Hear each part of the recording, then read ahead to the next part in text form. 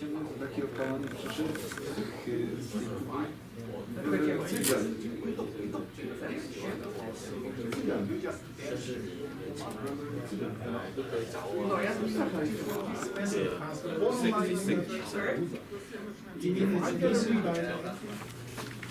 Oh, that's not her. Oh, yeah. How's everyone? Hi, Peter. Hi, thank you so much for being here. Hi, Senator O. How are you? Good. Thank you. We're gonna go in here. Are we? ready. Okay, wonderful. Can you go in? Please come in.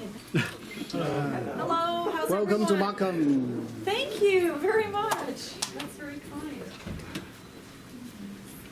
Oh, you have such a nice office here.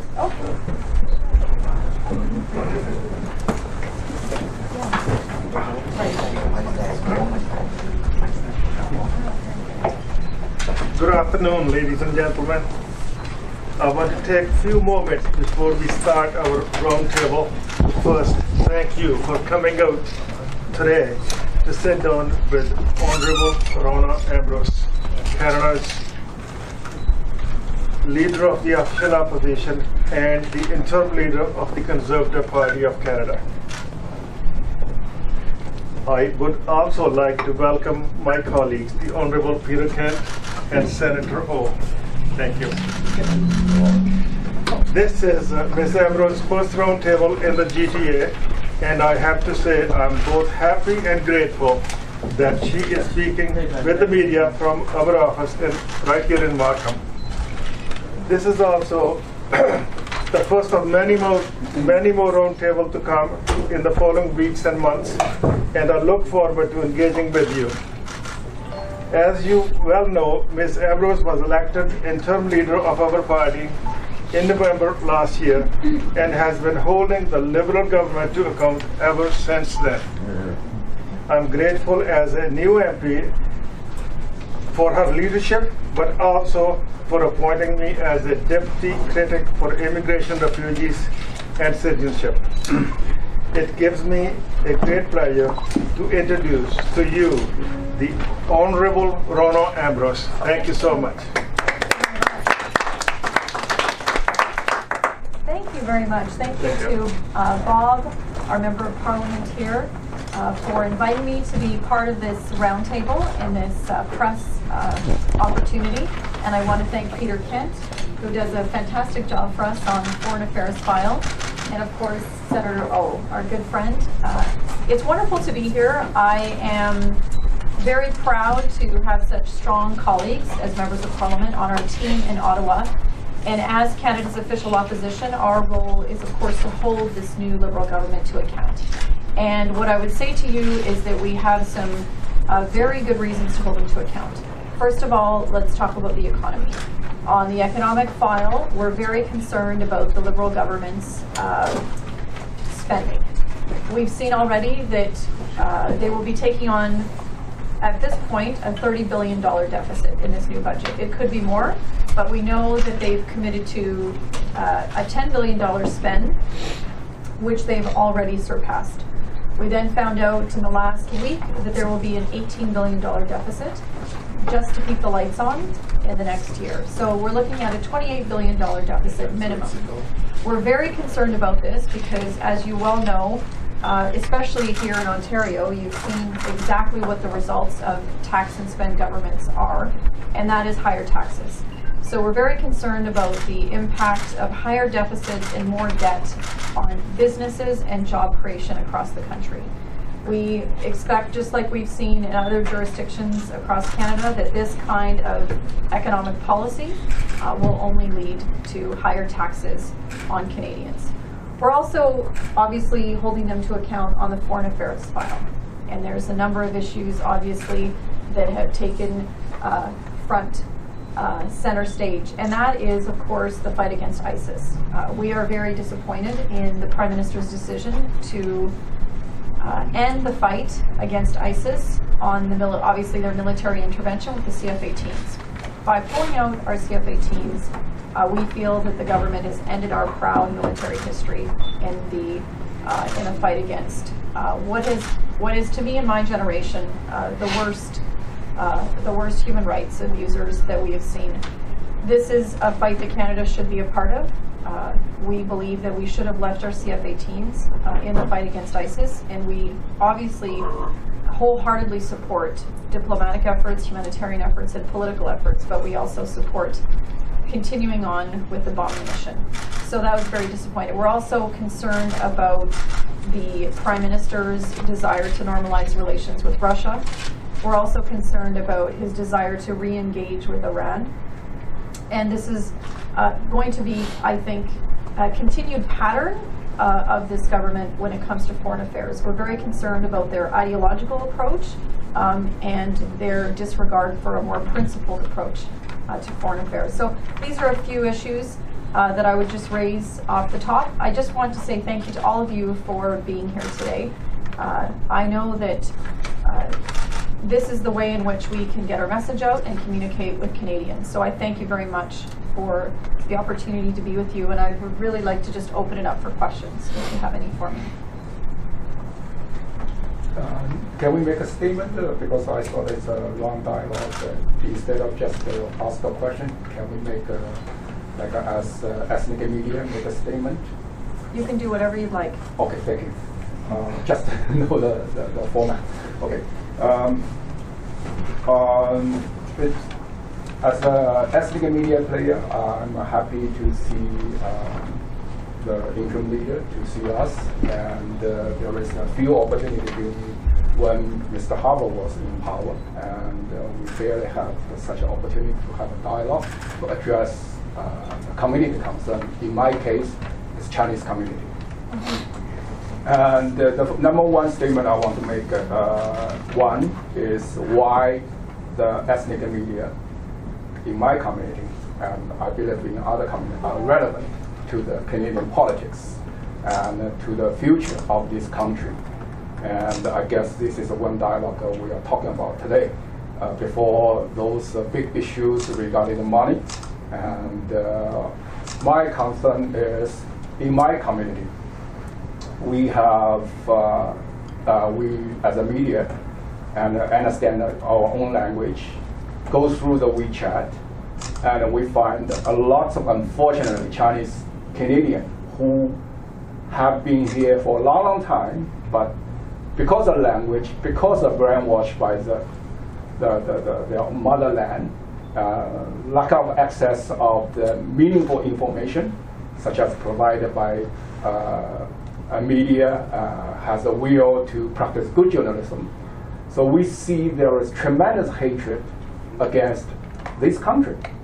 And I just feel worried about it, because after watching, we have domestic terrorism, making the terrorist act or inside and out of the country.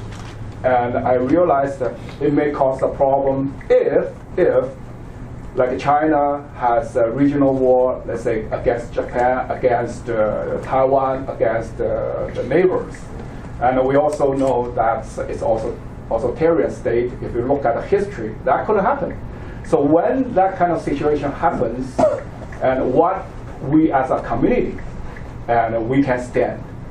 Are we expecting someone join the Red Army or become the spy voluntarily? So this is a concern. I give you another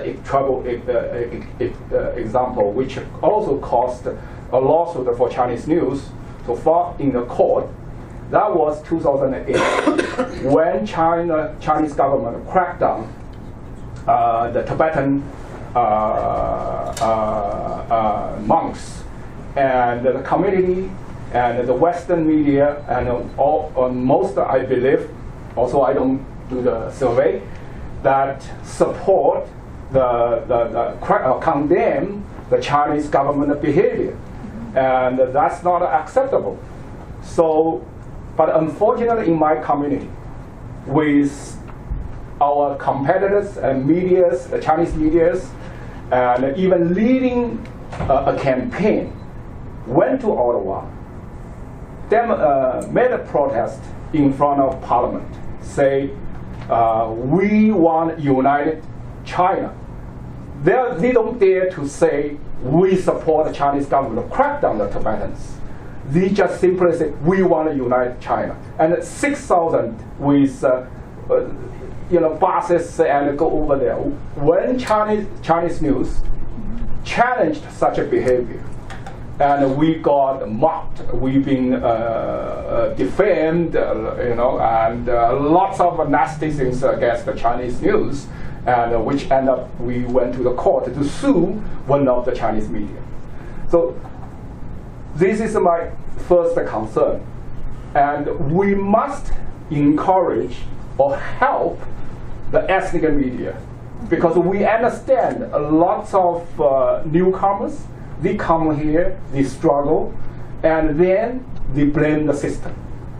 And without sophisticated or critical thinking, what's going to happen? So I'm worried about my community, and I hope our political leaders to understand what's going on in the community. And that's the number one question, number one statement.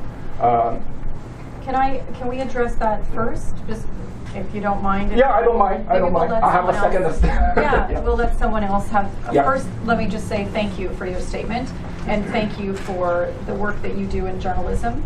The good thing about our country is that we have more transparency and more freedom of speech. With freedom of speech does come sometimes voices that aren't truthful, and sometimes, but that's the role you have and the role all of us have to make sure that we do provide factual information, and the importance of the communication between your media and all communities, every community in this country. We need to know what's happening in your community. So these kinds of informal dialogues are very important to me. And we're also trying to communicate more with our ethnic media, because to be honest with you, more people read the papers in this room than read most the Toronto Star. And we have to have that dialogue. It's really critical to me and to our team in Parliament and to our Conservative Party. We just launched a new, what is it called, Weibo? Yeah, Weibo. Weibo, because WeChat. WeChat, because a lot of people use that. We're going to do everything we can to talk directly to people so that we can hear directly back from them. So I thank you for that. And Peter, did you want to make any other comments about? No, I think that the point that you made is a very powerful and very accurate one, and we know that there are a number of organizations and government-related agencies that sometimes become involved in mischievous social media and misrepresentation of the facts, both in Canada and in China and elsewhere, Tibet certainly, and around the world. And I think that the strength, as Rona said, of the ethnic media is that it is more thoroughly consumed than what we used to call mainstream media, and that you communicate better, whether it's for newcomers who have language challenges, or learning about Canada, learning about Canada's place in the world, Canada's political policies, that in fact the content that you deliver is less affected by opinion and contains much more balanced representation of fact. May I ask some brief question before you go on the serious talk? So in terms of the federal budget, what kind of budget do you expect? We expect a big spending budget. Our big concern is that Prime Minister Trudeau promised to keep deficits to $10 billion. That was his commitment in the election. And within 30 days, he broke that promise. And he also committed to balance the budget by the next election. Within 30 days, he broke that promise. Then he said he would keep debt to GDP ratio going down towards the next election. Today, we found out from a report from the TD Bank, that's impossible. So what we see in front of us is rising deficits, rising debt, and no plan to actually show how he's going to create jobs, and no plan to show how he's going to actually balance the budget. And that's a big concern, because over time, as debt mounts and deficits mount, you need to pay it back. and the only place to get money is out of your pocket. But So the- we're yeah, worried about sorry. tax increases. But the economy is not good now. So how, so is it give the reason for the bigger spending? Well, we're not in recession. As you know, when the conservative government with Mr. Harper took on a deficit, we were in a very deep global recession. But we also at the same time tabled a plan to get back to balanced budgets. We also cut taxes to the lowest level in 50 years. We had the highest growth rate in the G7. We negotiated trade agreements with 51 countries. And we had the debt to GDP ratio was the lowest in the G7. So you have to have a plan to achieve those goals. Right now we have no plan except to spend. And we don't know yet if the spending that Mr. Trudeau will be strategic spending that will actually create jobs. We don't know. Will it be just increasing the size of government, more programs, or will it be strategic investments in ports or airports or thoroughfares that will help with increased productivity and move goods to market? Right now, we don't know. We hope that those will be the kinds of investments that they will make. So how about the refugee and the immigration policy of the federal government? Well- Any contemplated? They changed a lot of the things. Well, again, I think, we committed to also bring refugees from Iraq and Syria, but the first thing to do is to defeat ISIS. So my concern is that he has a mismatch, a disconnect, because we're pulling our jets out of ISIS, we're out of Iraq and Syria, we're not bombing to degrade and defeat ISIS, but at the same time, we're taking people that are fleeing from the threat of terror of ISIS. These people are not immigrants, they're refugees. They want to go home. So the number one goal of every government should be to defeat ISIS so that we don't have this terror in this region anymore and people don't have to flee from it. But we do support having refugees come to Canada. It's an important program, but it's never going to stop unless we defeat ISIS. So that should be the number one priority. I'm sorry, for the question. Oh, okay, Last sorry, question, I'm sorry. okay, go ahead. A couple of questions. Peter, why it was so weak, the Conservative Party during the election time to create a counter-spin over Gaddafi? Why Conservative Party did not raise a better spin, reminding Canadians that the Liberal Party has a very good trade of spending money, gas plants, e-health, and so forth. Why you were so weak in this area? Well, I think that we can look back briefly. I think that we realize, certainly those of us who were returned to Parliament and newly elected, like Bob, realized that our campaign should have accentuated, should have emphasized much more the accomplishments of our government. In Thornhill, I campaigned very openly about the risk of electing a liberal tax and spend government, and I was very gratified that 60% of Thornhill voters agreed with me and returned me to Ottawa. We have work to do there now. We have to recognize the reality that Canadians across the country, for better or worse, made a choice. The Trudeau government is, for better or worse, and I fear worse, is with us for the next almost 4 years.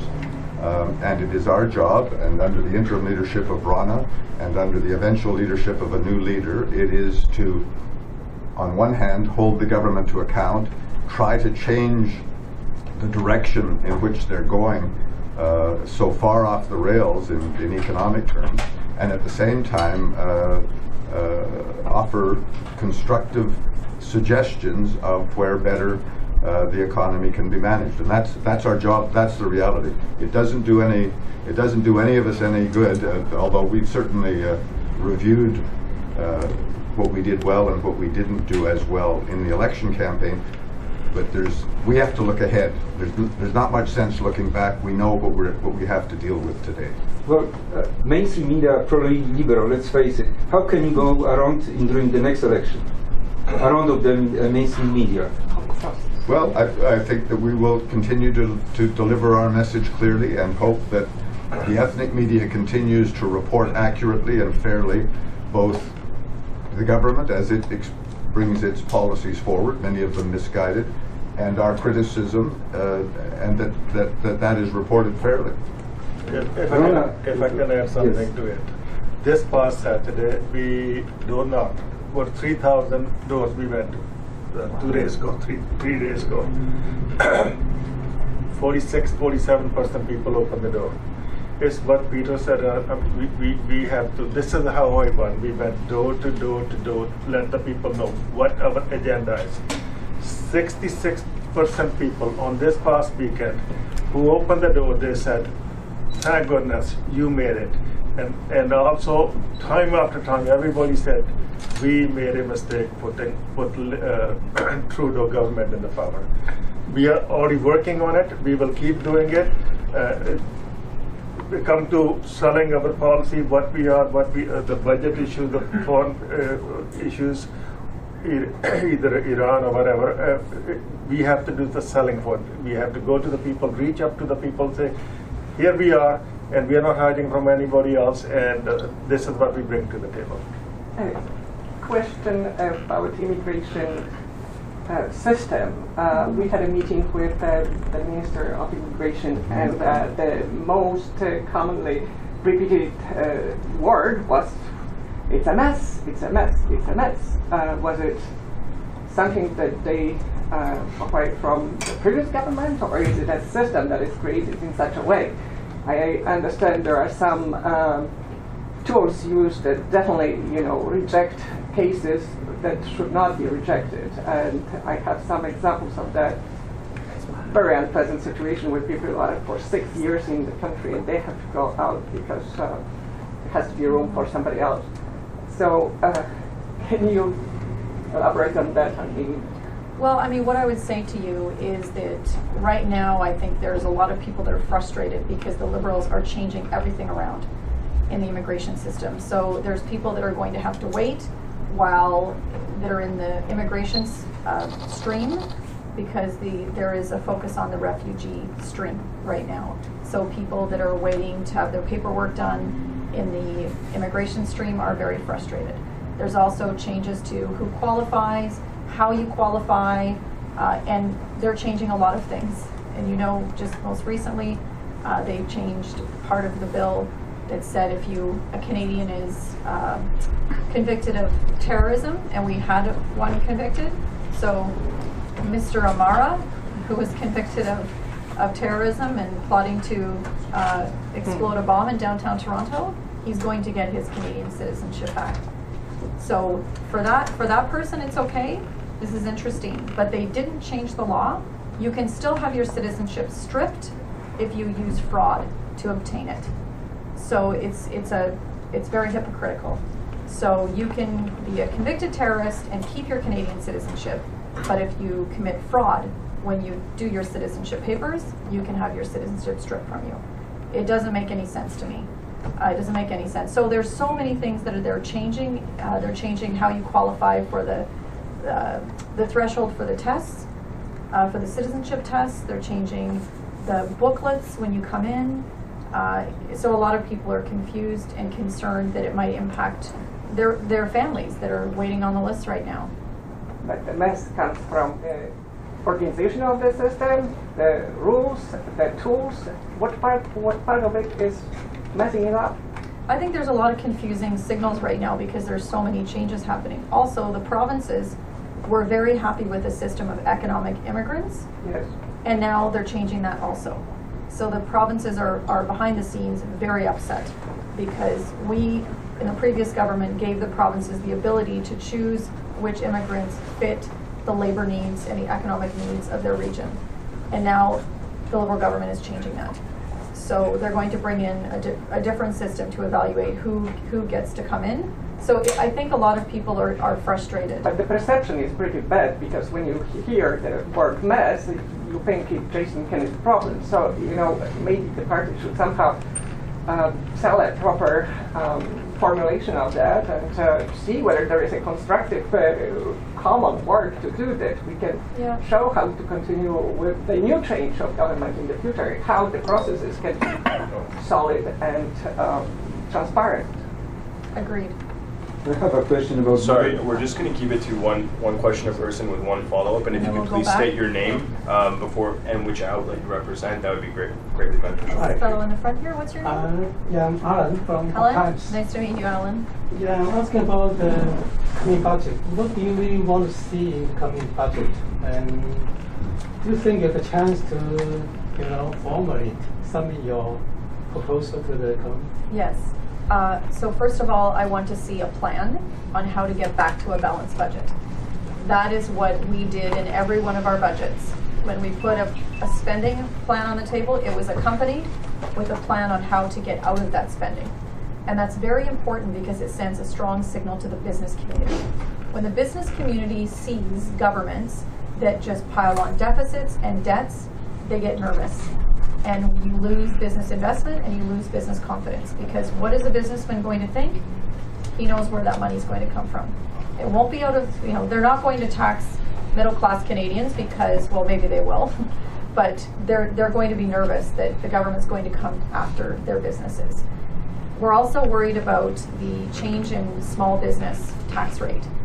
The Liberals promised during the election that they will change who qualifies to be considered a small business. So if you're a professional corporation, like accountant, dentist, lawyer, doctor, what Mr. Trudeau said is that wealthy people were using a small business criteria to cheat the system. We don't think that those people were cheating the system. We think that they were legitimately small business owners. So there's a lot of people very nervous right now that are small business owners to see what will happen in the budget if their taxes will go up. So there's a few things there that we're concerned about. Also concerned about energy prices. The Prime Minister committed in the election that he would let the provinces decide what their climate change policies were. Now he's saying he's going to impose a carbon price on every province and territory of minimum $15 a ton. In Saskatchewan, where there's no carbon price right now, that's a $1.5 billion out of their economy. So they're struggling. They don't want to see more taxes imposed on their citizens. So we're waiting to see if Mr. Trudeau is going to move ahead with energy taxes. And this was not promised in the election. So my concern is he's raising deficits, and now he's going to have to look for a place to raise revenue. Second question, is going to be like a parliamentary consultation about to the opposition party on the budget? There's consultation. There's consultation at the Finance Committee, and that's it. That's really the only consultation that's done. Hi, yes, Vanessa from Virtual Radio. Hi, Vanessa. I would like to know today, Trudeau in Vancouver. Yeah, Vancouver. Yeah. And he has said energy is not a threat to national unity. So, what's your comments about that? I think he's being very naive because the Energy East pipeline, right now, today, we saw the Quebec government is putting an injunction to ask the Energy East pipeline, the company, to go through a further environmental process. And that is because they don't have confidence in the new process that Mr. Trudeau put in place. So we have Alberta very upset, Saskatchewan very upset, Quebec very upset, New Brunswick is very upset. New Brunswick wants the pipeline to be built, and Alberta and Saskatchewan, Manitoba, Ontario even want the pipeline to be built.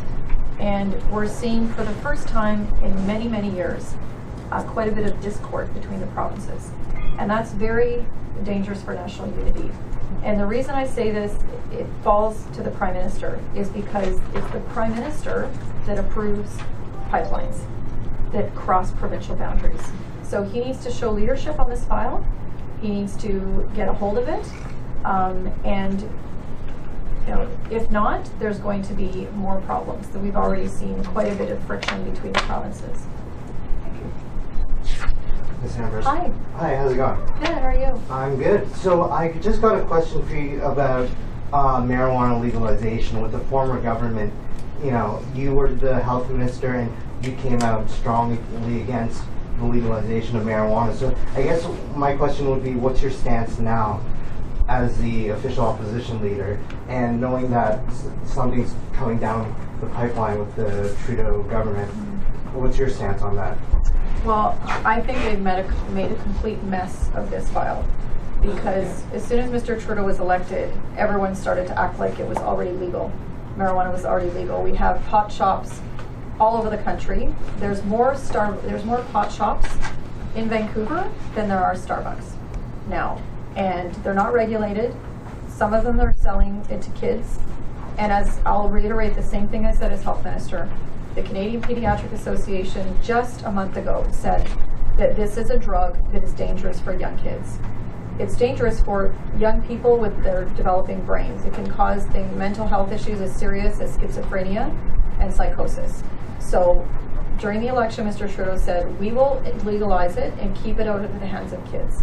That's not happening. In fact, the chief of police across the country are asking for clarity. They're saying, what is going on here? Are we supposed to stop people? Are we supposed to enforce the law, not enforce the law? It's very confusing. And in the meantime, young people are opening up stores and young kids can go in and buy it. And I'm worried that they're not going to do what they need to do as quickly as they should to protect kids. So what do you suggest to regulate this issue so that it doesn't get in the hands of kids? Because they're talking about here in Ontario having it at the LCBO store. So what do you think about? I think it's their mess to figure out. I really do. I think they've made a mess of this. I think they've moved way too quickly. They sent signals that now have allowed people to open stores. I think it's a mess. Next question. Hi, my name is Kevin. I'm from a Chinese newspaper, 401 Media. So I have a question for Ms. Park. The Liberal government will have Bill C6 in a few months. So what's the difference between C6 and C24? What's your comment over there? C6 and C. Let me get back to the mess, and they're all connected, these questions. In last year, 2015, the Conservative government, they brought in 280,000 new immigrants to the country. 280,000. That's the second highest in the Canadian history. The only time there was more than 280,000 people came in right after the Second World War. All those people from Europe were brought in, about 400,000 if I'm not mistaken. If the file was in mess, we wouldn't have brought in 280,000 people. So first of all, going back to you, the file is not in mess till a few days back, but if something is in mess, it's the minister's mess and he should clean it the way he sees fit. Going back to the C6 versus C24, the only difference, what I understood so far is Zachary O'Mara is the guy's name. What I understand is they are offering them the citizenship back. I'm hoping they're not going to apologize to the guy, not from our account. I'm hoping they're not going to say, hey, Mr. Harper's government or Rona Ambrose government, we're giving you, compensating you for this sort of thing. I'm hoping we don't go up there. The couple of small, they tweet, not much they're doing it. The other thing is the English. What we said, people should understand, read or write or understand at least the English from the age of 16 to 65. Kevin, I can tell you my personal example. You know the tough love is, the mother sometimes don't give the kid a candy just to want to make a point across. When I came to the country 40 years ago, 40 plus years back, English was the issue. I always depended on somebody else. At the end of the day, I have to buy the guy beer. Otherwise, he wouldn't translate my message to them. Our government brought in those things and stuff in the bus to make sure people read, write. There was an incentive, in a sense, for the people to learn English. At least they can communicate. They were not depending on anybody else. Those are the two major, the language, the citizenship. I think those are the two major issues up there. Is there anything else up there? The refugees part is another one. Our system can bring in so many people a year. If I can add this, it's so many people a year. If we bring in 50,000 or 25,000 or 35,000 refugees in, that means somebody's going to be getting cut out of the system. So because the system is already maxed up. So we are saying we're going to bring an additional 5,000 parents. That means most of the time, economic migrant, the people who bring the money in, they create jobs, they bring the wealth into the country, most likely they're going to be cut out of the system because the system is maxed up. And those are the 2 or 3 things what I understand correctly so far. Okay, I'm Joseph from TorontoTV. Hi, Joseph. Yes, my question is that you mentioned that you want to make Liberal government accountable, but unfortunately, Liberal government is a majority government. Okay, so how can your party and our ethnic media make Liberal government accountable? We have to be loud. We have to have our voices heard. And we do that through media. We do that through social media. We do that by asking tough questions in the House of Commons. And Canadians have a voice, and they should never forget that. And I think, for instance, on one of the issues, I'll give you an example. The Liberals, once again, they want to raise taxes on stock options for startup companies. This is a major problem because it'll create a brain drain. A lot of young people who want to start companies, they don't have the money to pay people. And then companies that are starting up don't have the money to pay young people coming out of university, so they offer them stock options. And this is very prevalent in the tech sector in Vancouver and Waterloo. And they're now saying that if the Liberals move ahead with these new taxes on stock options, we are going to lose all these smart young people that might create the next Shopify or the next Google to Silicon Valley. It makes no sense. On one hand, Mr. Trudeau says he goes to Google and he says, oh, these are the jobs we want to have in Canada. And then he introduces a tax on startup companies. It makes no sense. So this is the future of our young people, is these good, high-paying jobs, and we want to keep them in Canada. We don't want to tax them out of the country. So they're now considering reversing that decision. And that's good. And how did that happen? We spoke up. Young people spoke up in Waterloo. Young people in Vancouver, tech sector spoke up. Heads of, CEOs of these startup companies spoke up. They said, we're going to lose all of our brain talent to Silicon Valley. People spoke up. And now they're thinking about reversing that decision. The carbon tax. All of a sudden, they want to put a carbon tax on all the provinces. Brad Wall, the Premier of Saskatchewan, he's saying no way. And the people of Saskatchewan are saying, no, we can't afford it. We're losing our jobs right now. Hopefully, the Prime Minister will listen. So it does matter for you to speak up. Hi, I'm Sean. We are from Hi, CTV. And as one of the Chinese TV station, our audience most speak Cantonese and Mandarin. So here's the question: we highly think about our immigration system or immigration policies. So my question is, we will bring something new or make some strategic plans to improve our immigration policy or make the policies quicker or something, something like question like that. We will bring something new for our immigration policies specifically. Yeah, I think that's a great question. And this is a good opportunity for us right now to talk about these things, because we are just about to go into a convention for the Conservative Party in Vancouver in May. And further to that, we're also having a leadership race. Right now, there's probably 7, 8, maybe even more people that I know will be joining the leadership race. And it's an opportunity then for people to bring new policy ideas. And immigration has to be one of the areas that we focus on because it's so important to so many Canadians. So I think you'll see some new ideas. So such as some from the community and to the community. Yes, exactly. But that's an important thing to think about. If there are ideas in any of your communities that you think we should pursue, that you think are good policy ideas, we need to know that. We need to know that because you know the system better, right? I mean, you're having potentially, maybe not you, but people in the community that are using the system. You mentioned people are how frustrated. well, how, you know, if I'm not using the system myself, how will I know exactly what's wrong with it? And so I hear that from my constituents. They tell me, this is what's wrong, this is what's wrong. And that's exactly what we need to know so that we can fix it and offer good ideas. So that dialogue is very important to us. Thank you. Thanks. Hi. Nicole Fletcher from the Hi, Market Nicole. Review.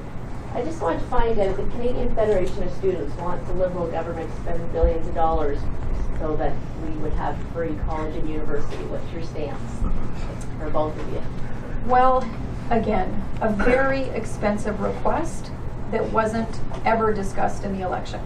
So my concern, we saw, I don't think that the Wynne government ever said they were going to give free tuition to people that had certain incomes, but now they did. So my concern is that this government, Trudeau's government, is going to be the same thing. As soon as they see a bright new idea, they'll do it.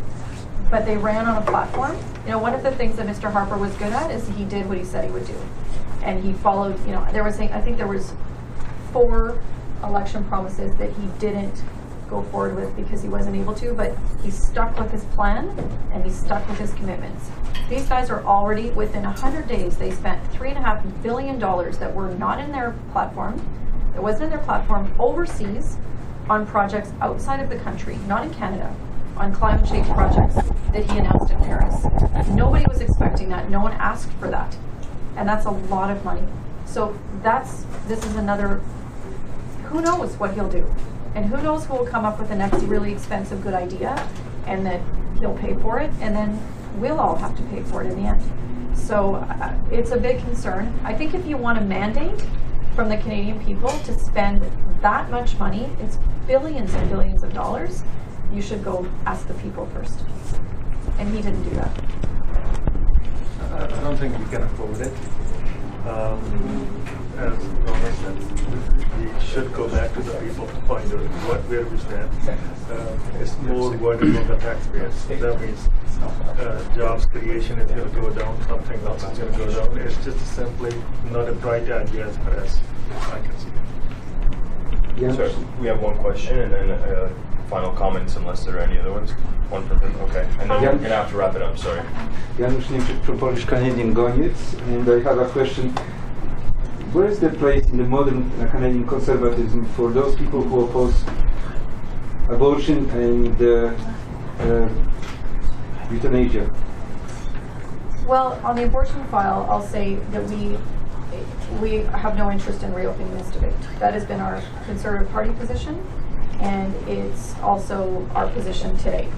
But I will tell you, though, the people in our party have the ability to be pro-life or pro-choice and still run for our party. We respect their beliefs. And in the Liberal Party, you cannot run for the Liberal Party if you're pro-life. So while this is not an issue, a policy issue that we are pursuing as a party, we respect that people have different opinions and that they have belief systems that are important to them. On euthanasia, it's very important to us and to our caucus that this will be a free vote for Conservatives. Conservatives will be free to speak their mind about this issue and vote on their conscience, which is different from the Liberal Party. They're asking all of their members to vote one way. On euthanasia, we're very concerned about the direction that we're seeing the government going. The report that they just released that would allow euthanasia for minors and also for mentally ill people goes much beyond the recommendations of the Carter case, which the Supreme Court ruled. So we're very concerned, and we will be obviously applying as much pressure as we can to ensure that there's safeguards in the new legislation to protect the most vulnerable people. Hi, my name is Srini from Mumbai, Kalaba. Hi, how are you? Hi. My question is that, Women International Day coming March 8th. Yes. As a woman opposition leader, I want to, because all last year government is didn't fulfill the Native Canadians, there's a lot of murders, a lot of missing women. What is the message you are going to empowering the woman as opposition leader? And you are going to give the next leader to message that you are going to fulfill the 50-50 women in parliament. Well, first of all, I'm the only woman leader in Parliament that was elected by our caucus. And I'm the only woman leader in Parliament. So I'm very proud of that. I'm very proud to be a Conservative, and very proud of my team. We have very strong men and women that are carrying very important files, that are standing up every day, asking very tough questions. And what I'll tell you on the murder and missing Aboriginal women file, I told the Prime Minister my first day as leader that I would do anything I could to support helping with that file. I don't think it's a partisan issue. It should never be. It's about ending violence against women. And what I told him was, if you want to do an inquiry, that's fine, but I also want to see the action continue. There is a lot of support in programs at the community level for women's shelters that we supported, and I said to him, I just don't want to see you stop that, waiting for the inquiry to come back, because it could be years before they finish. So we support an inquiry, but we also want to see those really important community projects move forward and continue, because women need to have a safe place to go, and they need to have support from the government with good programs in their communities. You are giving any special message to the Women International Day? Well, I will be, absolutely. You'll have to wait till March 8th. We have a very important message that we're going to deliver to Canadian women, and frankly to women all around the world. Women in power, yes. Yes. Well, not just women in power, women without power. That's even more important. That's even more important, because there's a lot of women that don't have the power that I have, and we need to support them a lot. You are the woman in power. Last two questions here. Thank you. No, he's going to go first. Okay. There is a controversial regarding arms sale to Saudi. Yes. And we all concerned as a Canadian, I'm concerned too, because we know what kind of country Saudi is, and they are the cause of ISIS. And I believe they are one of the problems. So why what is the position right now? I haven't checked the position of Conservative Party, not stand up against such arms sale to an authoritarian state, which has had a root cause to the, may have played lots of nasty activities involving the growing of ISIS. Well, first of all, I think our record is very good when it comes to standing up on any issue related to human rights around the world. For the last 10 years, we have never shied away from calling out any country when there's been human rights violations. And we'll continue to do that as a Conservative Party. It's very important to us.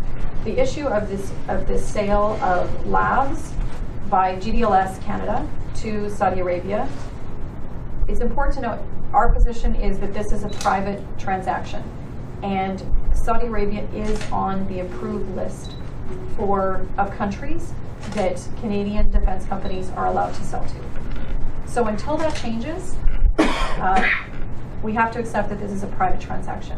And we also have to accept that until we have differing evidence that the Saudi Arabian army is using those labs for the intended purpose. Now, there's been some speculation that there might be other things going on. We don't have that evidence, but we're not the government. If the government does have that evidence, that's a different story, perhaps. But it's their decision to make. But that's the reality. Saudi Arabia is on the approved list, so as a private company, they are authorized to sell to Saudi Arabia. Last question. So building off of the youth portfolio, I was just wondering, you talked about how Justin Trudeau, if he wants to put out free education or put that much money into the education portfolio, he would have to go back to the people. What do you think that going back to the people is? And what do you suggest as investment for youth, or even the youth portfolio today? Well, I think that where there is need, there are good programs. When I was growing up, and I still think it's the same today for young people, there are good grants available for people who can't afford to go to school. I don't think we should make tuition free for everyone, because there's a lot of people that can afford to put their kids through school. And it doesn't make any sense to do that. There's good grants in place, very good student loan terms for people that want to take out a student loan. There's even good terms for people that have to break their student loan after they get out. So I think we do a very good job making it easier for people to go to school. And I think when I say go, I think if Prime Minister has a mandate to do this, but he doesn't. No one gave him authority to spend multi-billions of dollars on a brand new initiative that no one had ever heard of before. So I don't think that's appropriate. He can wait till the next election and run on it then. In the meantime, he should stick to the commitments that he made.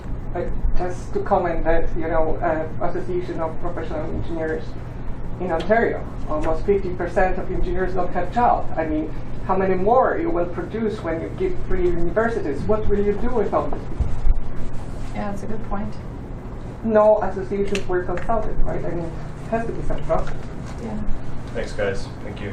Thanks, everyone. Are we going to meet next year? Yeah, well, we can meet this year. It's only February. We do need this kind of roundtable. It's very informative and also face to face. It's very informative for me also. Thank you very much, and we will absolutely be back much sooner than next year. Sure, before the next meeting. Yeah, thank you. There's a new